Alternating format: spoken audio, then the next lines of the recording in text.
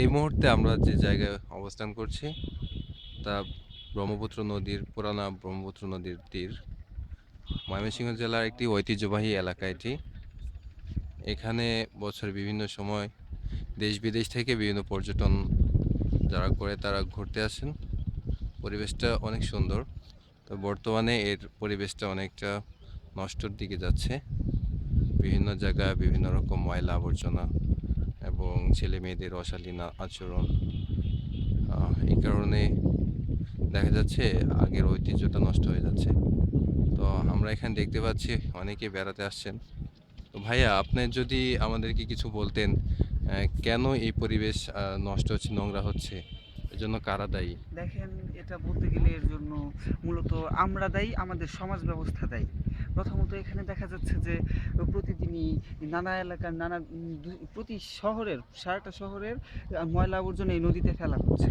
তো সেক্ষেত্রে দেখা যাচ্ছে যে সব ময়লা আবর্জনা এই নদীতে এসে এই পানি নদীর পানির সাথেই মিশে যাচ্ছে। দেন এখানে আপনি দেখতে পাচ্ছেন যে কি পরিমাণ ময়লা আবর্জনা জমেছে। এগুলা থেকে আরও এগুলা থেকে কি বলা যায়, দেখেন আশপাশটাও কীরকম নোংরা হয়ে যাচ্ছে। আসলে এই যে আমরা দেখতে পাচ্ছি, দেখছেন এইসব কি পড়ে আছে নদীতে? এইসব কি নদীর ঘাটে পড়ে থাকার কথা ছিল? একসময় এই নদীর পাড়েও আমরা আসতাম, কত সুন্দর ছিল পরিবেশ। তবে সেরকম পরিবেশ এখন আর নেই। আস্তে আস্তে এই নদীটাও তার পর্যটন কেন্দ্র হারাচ্ছে। তবে বলতে গেলে আমরা বলতে পারি এখনো সম্পূর্ণ হারিয়ে যায়নি। তবে যদি কর্তৃপক্ষ এখনো কোনো ভালো পদক্ষেপ নেয়, তাহলেও এই নদীটা আবার তার আগের রূপ ফিরে পেতে পারে। ধন্যবাদ ভাইয়া। তো ভাইয়া, এখানে দেখছি আরেকজন। তো জি ভাই। আপনি যদি একটু বলতেন যে এই নদীর পাড়ে বিভিন্ন ছেলে মেয়ে যে অশালীন কার্যক্রম চালাচ্ছে, স্কুল প্রতিষ্ঠান বা শিক্ষা প্রতিষ্ঠান থেকে আসছেন, তাদের সম্পর্কে যদি একটু বলতেন, এর জন্য কারা দায়ী?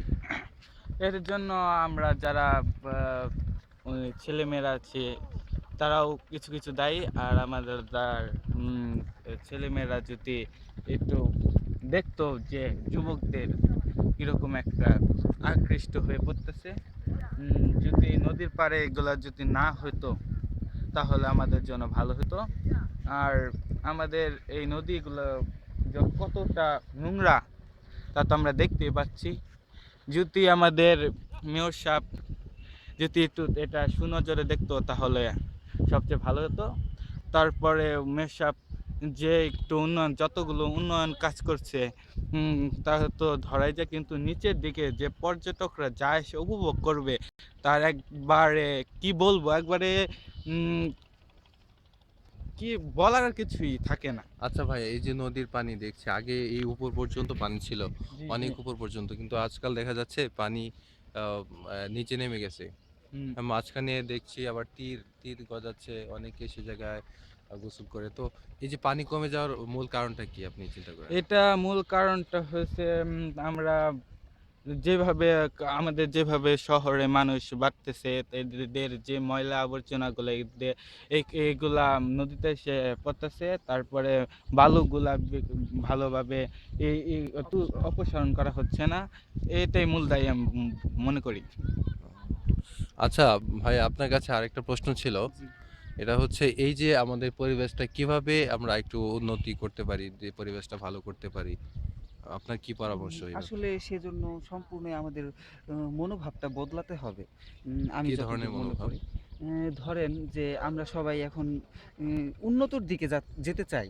সবাই ন্যাচারালি। হ্যাঁ। তবে দেখেন, ঢাকার মতো আমাদের শহরেও বড়, বড় দালান কোঠা উঠছে।